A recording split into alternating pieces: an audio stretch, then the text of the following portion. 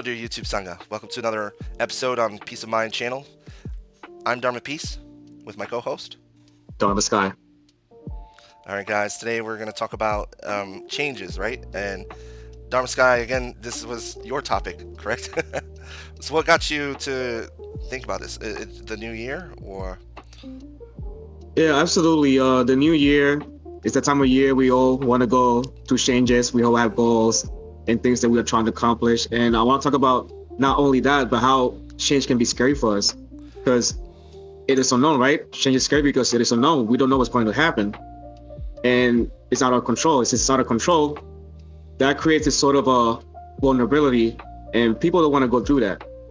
So, as I always say, we got to find a way to change our perspective and kind of think to ourselves, like, instead of like, why is this happening? Like, what is this teaching me? Like, what is this trying to show me? And this could be an opportunity, regardless of how I'm feeling. This feeling in itself is impermanence. And the best way to deal with change is to recognize that impermanence and practicing non-attachment. You see, peace isn't found by holding on, but, it's built by letting go. Yeah, wow. I love all that, and I love that you mentioned learning, right? Like you, almost like change itself is like a catalyst for our learning, especially like in the Buddhist state of mind, right? Like from Buddhism, it always is the case that change is a learning experience. It's an opportunity for learning. I find that an unwillingness to learn or an unwillingness to accept things as they come, as they change, and an unwillingness to like see it as a teachable moment, that kind of becomes or compounds our suffering, right? It becomes if anything, it actually becomes the source of our suffering, right? And when you say, maybe there are examples for that. Yeah, absolutely. So I got a couple. I remember when I moved to New York when I was a teenager, like around 13. I went back to New York, and I haven't been in New York in forever. Like I was speaking Spanish in Puerto Rico, so I go from there to try to speak English all the time in New York, and then getting to meet people from all over the world, and it was kind of hard for me to adapt, not like speaking the language again, but also the surroundings, a big city, the weather's different, and then the people around me, they were from different countries, so it's kind of hard for me to like understand them and to see where they're coming from. But what I did, I kind of changed my perspective at 13, and I decided to buy like a world atlas, which kind of told you like the countries, the geography, like the flag and facts about it. So I used that to connect with the kids better and make more friends. So I kind of like embraced the opportunity of change. So it's kind of like just kind of falling back to kind of like take it by the hand and kind of like, okay, let me make this better. Yeah, So that's one example for you. it's a very healthy way to adapt, right? You adapted, um, and I just got to say, I share the same experience with you. I also, although I didn't live in New York City, I lived in Rochester. I was born in Rochester. Was there until I was about 6 years old. Moved down to Florida, then went back up to Rochester at age 11. Stayed there until I was about 13, late 13, almost 14. Um, yeah, so that was like my experience as well. It was a similar situation, but not having to adapt in such a way that I had to change the way I speak or my language yet. Other than like accent wise, like I remember being like, Yes. I remember being like 11, and then someone going like, "Yo, that's bad dope," and I would be like, "Why are you?" I used to say that Yeah, too. and I was like, "Why is that mad?" Like I understand the dope part, but why? it's Like, it's cause a I'm new from Florida. thing. It's, Yeah, you but never heard mad happy? Like I'm mad happy. yeah, I'm like It's just like mad happy, mad stoked, mad. Yeah, that. um, I'm missing good songs. Yeah. yeah, like. But it was good. It was good. And even as a grown up, like recently, like even when I started meditating, that's a big change for sure. Like it completely changed how I see everything. It changed my diet, the way I try to speak. It made me a better listener, and it was kind of scary. Like when I decided to meditate and kind of like change my belief system. Like I used to like I grew up in church, Christian church and stuff, and then I kind of like started leaning towards Buddhism and stuff. And I had people had opinions about it, and and at that time I was a people pleaser, so I had fear like being judged and stuff like that. But Mm, I really connected it. I embraced it fully. Like I feel like I got to know myself better, and I just kind of embraced the change, and I decided to just drastically change everything around me and just be better. Yeah, no, absolutely. Like 100%. I have in a similar like lived experience situation. Um, I had moved over here to Japan, and it was like in my 20s that I came to Japan, and it was actually my journey started in China, and I was there for about 2 years, almost 2 years, and then I moved to Japan. When I was in China, the idea was always to come to Japan, um, but just to fast forward a little bit, I had to adapt to living to Japan, which is a major undertaking. It is not just like, oh yeah, you just change your mindset. No, man, like you have to Sport. change your whole way of life. And I mean, you can still be who you are. Like you can still be, just your personality or whatever. But Japan has this sense, something called enryo, which is like reservation, like you're reserved, that you have to learn. Mm. And if you don't learn and adapt that way, um, then life is hard because basically you feel pressure all the time. And so that was one way I had to learn to adapt. And every time that I made an achievement here, it felt like an achievement. Like it felt like ground moving, in a way. Not like in the States where, like let's say I got like a certificate, or let's say I got, my my new belt or something in martial arts or something. It didn't really feel like it was like, of course this is mine, of course I like this is but I didn't have a sense of accomplishment there, as opposed to in Japan. And that sort of, those notches, the notches in your belt or whatever you want to call it, you really feel that in Japan. So when I went back to the States, I kind of still had that sort of sense of accomplishment, and then I had to like readapt to being in America, and sort of like reverse culture shock started to happen, where because became so attuned to the equanimity here and the peaceful environment where there's not a lot of crime, there's not a lot of arguing. There's like almost, you never like, like in New York, like you walk down the street, you might hear someone going, "Hey, that's not my pot," I don't know, like so. Or you can just crack the window. You open the window, you hear it. Yeah, yeah. You You open don't it have to and go outside. somebody. You don't even gotta get up. Just crack the window and you hear it. Yeah. It's almost like they want you to hear it. It's like they want other people to know that like you were blocking the TV or something. I don't know, something. But Yeah. some random like I remember talking on the phone to somebody like, from somebody from our temple, like on the phone, and they're like, and they hear like talking in the background. It's like people in their front yard, and and they're like, who is that? Like, and they like are audibly annoyed at the background talking and stuff. And I'm like, I'm sorry, I'm in New York right now. um, but There you go. yeah, I'm in New York right now, so that's gonna happen. I'm sorry, there's nothing I can do about it. But anyway, uh, I yeah, so I had to adapt to being back in the States, and again, like it was odd that like I had to like readapt to our culture and our sort of, and then when I would talk about Japan, it would be like with this kind of reverence, and I could tell that it annoyed people because it was like, well, this is not Japan, and I'm like, yeah, I know, but it's kind of the reason I have this feeling is just you wouldn't understand because it's just something that you have to, over time, it just builds up, and you like when I first arrived in Japan, I like had no no like relations with people, no just it was hard. It was very lonely. It was very stressful and time consuming. Um, and yeah, so but what makes it worse is when you resist the change, right? So I wrote the note. Only resistance to change is dukkha. So like the change itself is not dukkha, is not dissatisfaction.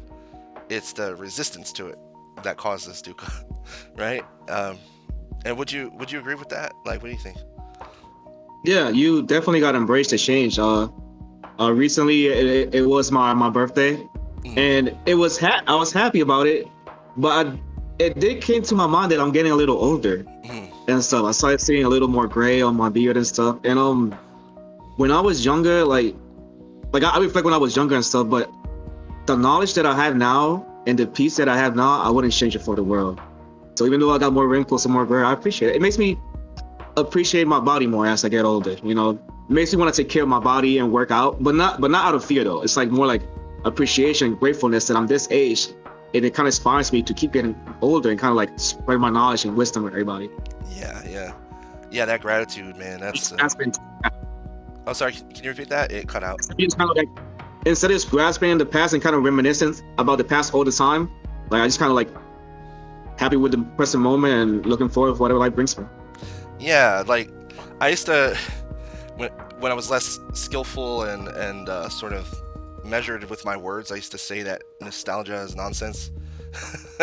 When I was, people be like nostalgia, and I'm like, that's a gimmick, man. Like y'all are, and the reason I would say that is because it's like attachment, and like, and I'm talking about like years ago. I'm not talking about like recently. I'm talking about like years ago when I was more of a smart ass. I was like kind of like sarcastic about it, where I was like, you're worried about like it's an attachment. You're just carrying it around with you, and you want to constantly relive that moment, and I could just see, and I could see at the time that in itself was a source of suffering, and also an inability to adapt and move on with the times. Uh, but I didn't have the equanimity or the wisdom to just be like, yeah, no, there's still something there. Like there's still something. Maybe it's gratitude. Maybe it's something akin to gratitude that invokes this feeling of nostalgia. Like, oh, those were the good old days. um, And so, and in a way, a lot of them were, but it's a different journey now, and you just make better days. yeah. Like I'm talking about, I am like, even though I cherish what happened in the past, I'm good where I'm at right now in the present moment. hmm Indeed. And well, it kind of it makes me want to talk about the three marks of existence in terms of change in Buddhism, because I don't want to get ahead of it, but essentially non-self, anattā, is a central teaching in Buddhism, because we don't remain the same throughout our lives, whether we're talking about aging, our health, but also even our mindset, the things that we know or don't know, or our behaviors, food that we eat. Everything is subject to change there, and but that is marked by, like, there's a phrase, sabbe saṅkhārā anattā, which means all conditioned things have no self. So it's not just like about people. It's also about all things. Like the thing that we own, the thing that we like cherish in our lives, is conditioned to non-self, not being what it once was, or not, and we can get into that, but but the marks of existence I wanted to touch on, because that's how the Buddha taught change, about how to accept it, or how to live with it without allowing it to be a source of suffering. That change is addressed through the three marks of existence, which the first is usually listed as dukkha, right? Like, which is, and I talked about this with you earlier, Dharma Sky, about how I don't necessarily like when we say dukkha means suffering. Suffer. Yeah, I kind of I push back on that. I would push back on it even with like some of our Dharma teachers, and of course they respect it, because some of them agree, some of them just using the word suffering doesn't quite address what dukkha is, which dukkha is more than just, because suffering is like a phenomenological, meaning like it's suffering is an experience that we have, right? Like that we sort of put an emphasis on. So it has by calling it suffering, we're emphasizing our lived experience as opposed to what it actually is, which dukkha is not subject to our lived experience. Dukkha is the quality of existence itself. So that, and that all things are deficient. So like there's no such thing as like perfection. And even if we had something perfect, it's not. It wouldn't be. Like, so that's hard to like grasp, but that's why like the sutras exist. That's why like there are certain sutras where the Buddha is talking to the gods of the Brahmanic tradition. And and I can go on forever about that, but what I want to say is that deficiency is dukkha really to me means deficiency. It's like deficiency. So meaning like not quite right, not quite perfect. So like I'm grasping for examples. I really would like an example to show, like, Something 'cause that's not perfect, you said? right, not perfect. So let's say like my samue, right? This garment, right? Yeah. Let's say like if I, to me it looks, on the screen it might look close to presentable, perfect, whatever, but it has wrinkles. It has one side is uneven from the other. There are materials on this that are not fabric. They're like I'm seeing some dandruff on here. I'm seeing, like, you know what I mean. There are, I might, the seam looks pretty nice until I find that there's an unkempt thread. You know what I mean? Like, so So it's not perfect. it's not perfect. That's dukkha. That's what dukkha is. And even if it is perfect, eventually it will fade and stop being perfect. It will be because of impermanence, Exactly. right? Yes. Which is the This pen next. right here, it may run Yeah. out of ink. We could already run out of ink, but yeah. Anyways, yeah. To your point. Yeah. Yeah. Well, that's the next mark of existence, which is anicca, which is impermanence, right? It is.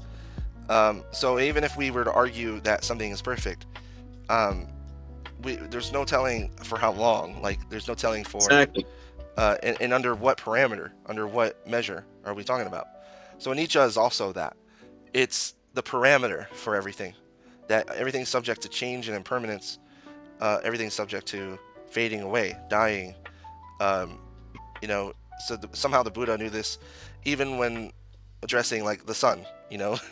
And everybody thought like the sun and the moon, they're permanent, right? Maybe, who knows? But the, some people might have surmised that the sun and the moon were there since my grandfather and his grandfather, so it must be permanent. And then, come to find out, astrophysics proves that no, they're subject to fading away and dying or transforming, or even weather. The sun has weather. The sun has moments of extreme activity every 11 years. It discharges extreme, there's extreme activity on the sun that causes the aurora to show up all around the earth. So yeah, also impermanence, right? And anicca, so we say. The beauty of change, yeah. That's the beauty of change. hmm Oh yeah, and that's a good point. Is that there's a beauty there, right? Like, there's aesthetically, if we want to talk about it. Yeah. Like in Japan, I have so many things to say, but like in Japan, there's the concept of wabi sabi, right? Which is like an I heard of study. yeah, wabi sabi is an aesthetic. It's a philosophy of aesthetics where we emphasize impermanence. So it has a Buddhist origin, literally. It is literally from Buddhism that wabi sabi emerges. And there are various like examples of that, and I'm thinking of some. So, but instead of saying what they are, I can put them on the screen for our audience. And so wabi sabi essentially is like observing the essence of change in your environment, and essentially not being attached to it, just noting how it is essential for beauty, and rustic looking things, and vines growing on a building, or partially obscured moon, pottery that is cracked and reformed with and seams with gold, or just that's when you want to get exuberant, right? Wabi sabi. Yeah. What was that? Pinky up. Oh yeah, pinky up. that pinky ring. So there's anicca, and then finally is anattā, which I had already talked about before. Anattā is non-self, which I think is funny because the word, what sounds like anattā in Japanese means you. And I always, so anattā, what I'm saying is the Pali word. Yeah. Gotcha.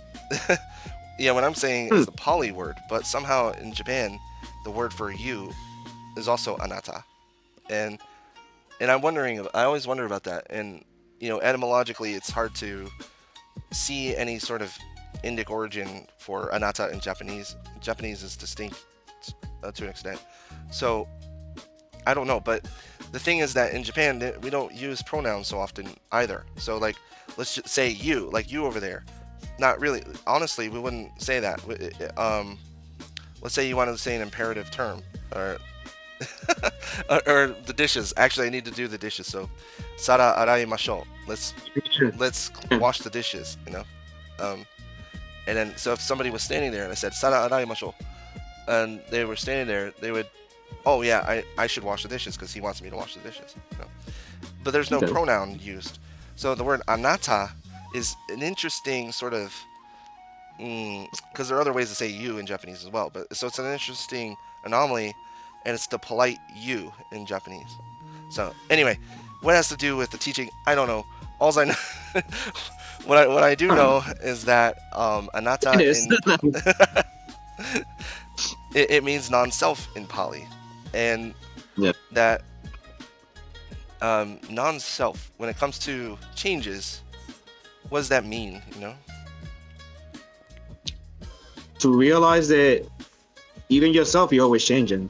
Who I was 5 years ago is not who I am today, who I am tomorrow, and kind of embrace that. There's no myself, putting myself. Yeah, for sure. Yeah. Non-self. Yeah, like. So, yeah, it's mean. Is there like, so a lot of people get confused about non-self, the teaching. Like, we confuse it for, like, let's say, well, if there's no self, then I can just go over there and hit someone, right? Like, like, sorry. But I was like, yeah, if it's not, there's no non-self, so it wasn't really me. Like, if they got punched, I don't know, I understand. Yeah, or the other person too. Like, if you might say, well, if I don't have a self and you don't have a self, then what's the point? Yeah, like if we hit this person, then they have no self, right? And so essentially, it boils down to the fallacy here that people draw is that there's no harm. Then there's no harm being done. And the Buddha has talked about that quite a bit, where somebody took that to mean, well, then I can just do whatever I want to somebody, and then because there's no self, then there's no harm done, right? And then all that is just fabricated, and it just doesn't matter. And but what we're really talking about is change and impermanence, of the self. We're not talking about like, that your birth certificate doesn't matter, or that's not what conspiracy. We're saying. It's like we're here, but we're not really here. Yeah. All that stuff. It means that we all subject to change, Yes, subject to change. Yes. And it's simple. Yeah. Well, leads into this to the essential teaching of non-attachment. Nekkhama, non-attachment, being attached to what you once were, and also in exchange of others. Like, let's say, like, there's the parenting trope of parents saying, "Oh, you're my baby," talking to an adolescent child, or to an adult actually, sometimes, where they're like, their offspring is like 30 years old, and they're like, I still see you as my baby, and it's like, and then so there's that age-old misalignment where it's like, Mom, I am a grown adult, like, I have a mortgage, you can't, I have to pay taxes, you cannot call me your little baby anymore, like. You say the same thing about people who don't want to grow, like they have the same habits, they're doing the same thing. Well, I used to do this since I was 20 years old, but you're not 20 years old no more. Like, you gotta a little bit, and not to be so attached to who you used to be before, that kind of growth. For me, this really gets to the core of engaged Buddhism, because if change wasn't possible, then there would be no point of engagement, right? If change wasn't possible. And that kind of, it makes me think about myself when I was younger. When I was younger, I was way more rash and arrogant and set in my ways, which didn't make any sense, because what ways did I have? There were like things that, like I didn't refine any skills, and it was just like all my ideas about the world were like, passed on. Yeah, they were kind of like eclectically passed on, taken on by my surroundings, and they were not actually applied skills from anything. And then, when I went into the army, I started to, ironically, deconstruct a lot of these ideas about, being an essential self, of being like someone who could influence others or whatever. And it was more like, you know, I was also blind to injustice as well, like in a deep way, like blind to injustice, because I saw, like, when people resisted, which, you know, when they wanted to change the world for the better, I was like, there's no point in that, because, you know, you're not the power structure, you're not the top of the hierarchy, you're not, you know, you're not the shakers and movers, and therefore, you know, like, so my mind was very hierarchical, where I was like, you know, there are leaders and then there are followers. There are people who, you know, Right. make changes, and there are people who obey, you know, and kind of like, and I'm being very oversimplistic, you know, like but I'm getting right at the core of the delusion that made me feel like change was ridiculous. Like, kind of like watching Star Wars and thinking like the rebels were like, you know, you know how like the Jedi and the rebels were resisting the Empire, and it was kind of like, Right. but the Empire's cool, and, you know, Empire's cool, and they're like, yeah. So like it's just a weird sort of worldview, you know. And but there are a lot of people with that worldview. There are a lot of people who think, Yeah. and I'm being like, these examples kind of should be taken from the audience as umbrellas, not as like individually focused examples, but as like a broader example of how people think in their Yeah. worldviews. Like, so more onto like the Star Wars analogy. I don't know why. Maybe we should actually talk about Stranger Things, but for the moment, Star Wars, Oh yeah. Oh, let's do it. because I'm just gonna be full disclosure. There's no nostalgia here at all. I'm not even a Star Wars fan, but I will say that it's useful for, you see the trends in the fandom, where like you go from like the series as a meta narrative about the real world, where it turns into a discussion about control, fascism, suppression, you know, and then to sympathize with Darth Vader, or like, you know, whoever in the Empire, and to think that they're cool and interesting, is kind of like tantamount to thinking, you know, the SS had cool uniforms, you know. It's kind of like, to me, that's kind of like, Yeah. yeah. Sorry, can you repeat that? You basing it off uniforms instead of values and, you know, Yeah, right. significance. Well, and then these values themselves, like, so there was a lot of like pushback for the recent trilogy release of the Star Wars franchise, right? Where, you know, I liked the movie The Last Jedi, and then that was the most, like, sort of, I want to say, criticized film that they made. And it was like, what is this woke stuff? And what they mean is, why are they talking about all these progressive values, and like, you know, why is Luke Skywalker why did he become a pacifist instead of a fighter? And you know, and it was like, what they were saying was that it didn't make any sense. And I was like, you mean Star Wars, the movie about fighting space Nazis, like somehow is woke and not and progressive? Like, huh? Like, Yeah. did I miss a memo here? Like, so apparently there's like huge swaths of fandom there where they really just want, they're fans of the dark side, literally, like, and they want that in the real world. You know, they want, and the same thing with like franchises like Warhammer, and, you know, just being a, you know, a white male American, I've experienced these fandoms, and I'm just like, and they're pretty substantially large groups of people, and but like when it comes to like nerd culture, and then that being a huge part of it, it's kind of confusing to me. Um, I noticed something like a missing piece of all this to the puzzle here, and I was thinking about, what is it that what is it about engaged Buddhism that we come up against? Like, what is the resistance that we meet when we want to change things for the better and to make the world a better place?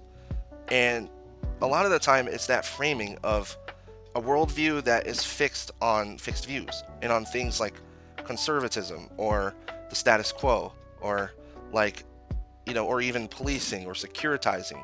Those things tend to be the major structural boundaries for change and why we can't see something improve. And you know, and while fighting over all that is, I feel like, not productive. I don't think fighting that, like in a sense of like they need to go down and in this adversarial way, I feel like that would not be productive at all. That's why engaged Buddhism seems to be more and more relevant now. And I'm thinking about like Walk for Peace, and people like that who really do show that peace is the message, and it's the walk, and uh, it's not found in some kind of winning strategy. But anyway, I was like, so that's what was on my mind, was like, what resists change in a way that is conducive. When it um, Mm. The reason there's so much conflict and resistance because people are conditioned and they feel like if they change, they kind of lose themselves. We already spoke about the non-self, it's not mm, just taking self, but in their mind, it's like if I change what I'm doing and go with that, it's like who am I? Like, and people don't want to meditate and come to that conclusion and stuff. But engaged Buddhism is very important. Like, a lot of the things, positive things that be going on in the world is because somebody want to make a change.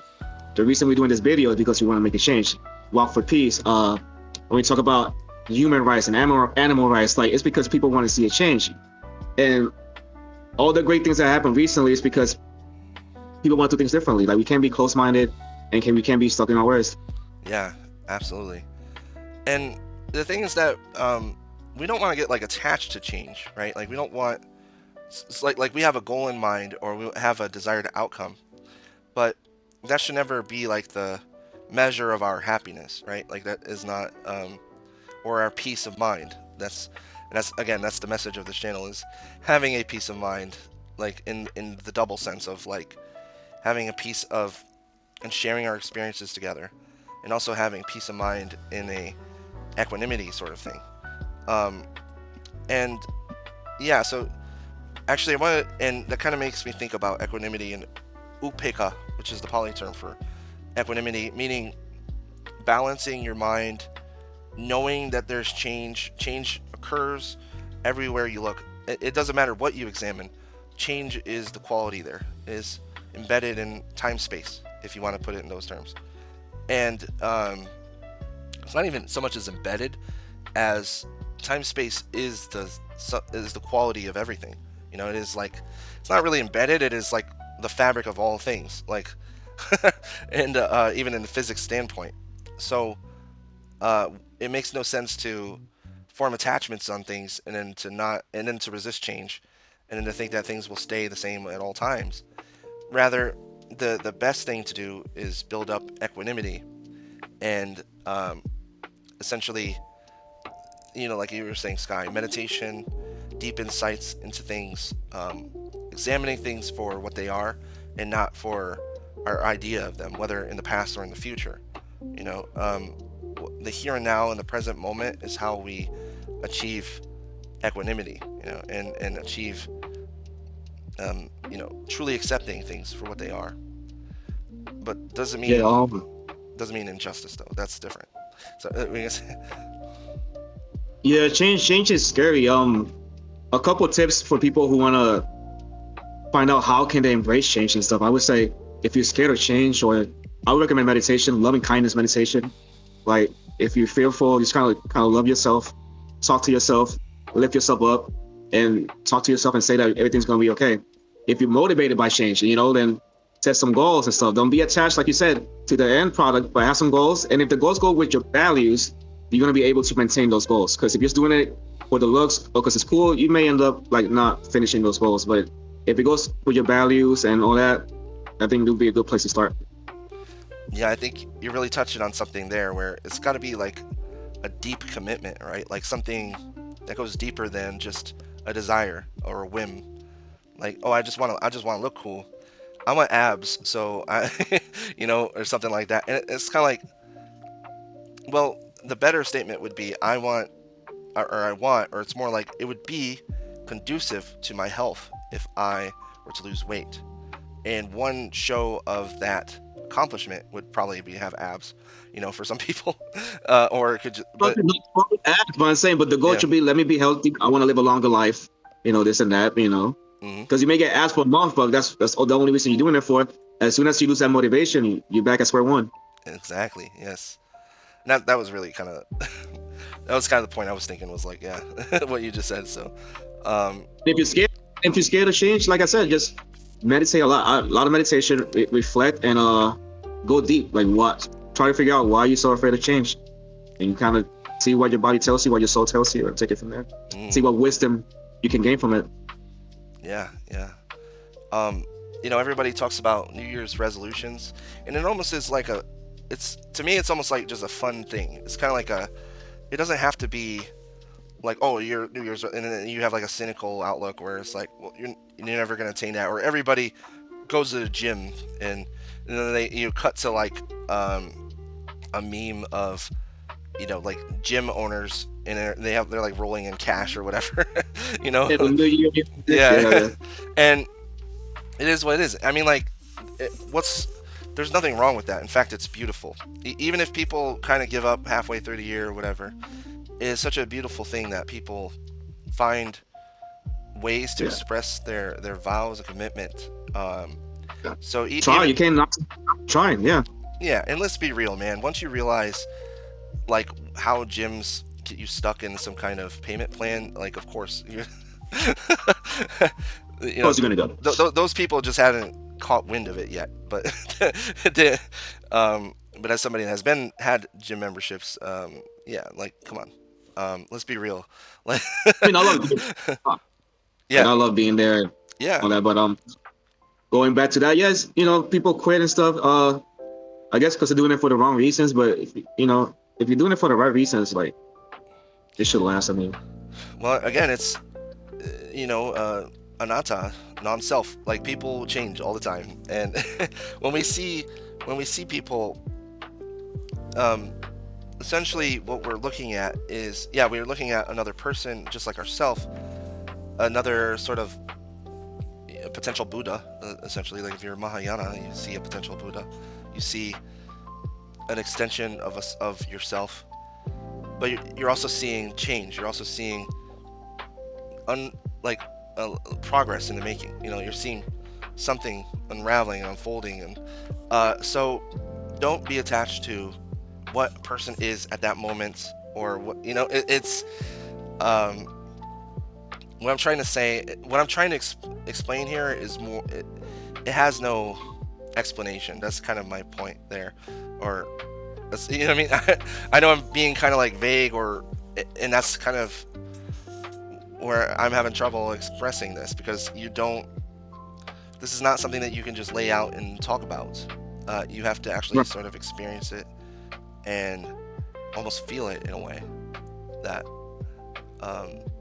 to truly it's like when two people, like let's say like a mother and son, when they look at each other, or a significant other or whatever, they look at each other in that moment and then they really see each other in a way, and it's kind of like that moment has this quality to it, and it's touched by impermanence and almost like a longing in a way, right? Like, but Absolutely. it's like you don't really know what that experience is, and the Buddha describes it through the Dharma, but it's hard to understand what the application is of that for engagement, or like living your life as an engaged Buddhist, or even you might not even call yourself that, but somebody who wants to be an agent for justice and change.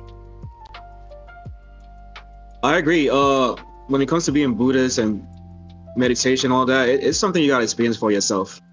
And once you feel that oneness and that connection, it it inspires you to share with people and become an engaged Buddhist and try to share in a positive aspect what you're doing. Of course, nothing by force, but just kind of embracing the whole thing and sharing. I think that's the best way to go about it. So I'm grateful to have an opportunity to be engaged Buddhist and spread the Dharma as much Mm, as I can. right, yeah. So I was thinking to sort of end the video, what, if anything, should be, as engaged Buddhists, what should be our resolution? So maybe not one that we share individual, or not one that we have individually, but as a group. Could we do that? Could we? To become the best Bodhisattva we can. to find a way to acquire peace as a unit. If you want to like one goal for everybody, I guess that would be the goal. And may all beings find peace. Just spread the peace, become a bodhisattva. That would be like my main resolution for everybody as Buddhists. Yeah. Oh man, like I I have no like essentially I agree with everything you just said, and I could not think of anything better. So yeah, So yeah, no, that yeah, just being bodhisattva, that bodhisattva being like almost like a Buddha, but that one who agrees to stay in samsara to help others in their suffering and their um, times of need, and also to help make the moments of joy all the more joyful and all the more, and the moments of equanimity all the more balanced. Yeah, and understanding gratitude, that's another thing about that. Being grateful for having that chance to experience coming together and being one sangha together. Um, example. yes. Mm. So I feel like Yeah, that would, the change. We gotta embrace the change. Like to our viewers, don't be afraid of change. It's a wonderful thing, and let's do it. Let's become bodhisattvas. Let's do it. yeah, change could be a joyful moment, or it cannot, and then usually it's because there's a resistance. And if it's not, it's impermanent. Feelings change. So even though it's a bad moment at the moment, it will get better. Absolutely. Yeah, man. But anyway, I do want to thank you for your time here, Sky. It was a great talk. And dear listeners out there, I hope we're wishing you a happy new year. And Yoyo Toshio from Japan. uh, And remember, fellow sangha, to like and subscribe. Absolutely, yeah. Thank you so much. If you have anything you want to know, any questions or comments for us, please leave comments. And if you like what you got out of this content, please subscribe for sure. I've been Dharma Peace. I'm a Sky. All right, guys. If you made it this far, sada sada sada to you, and I'll see you next time.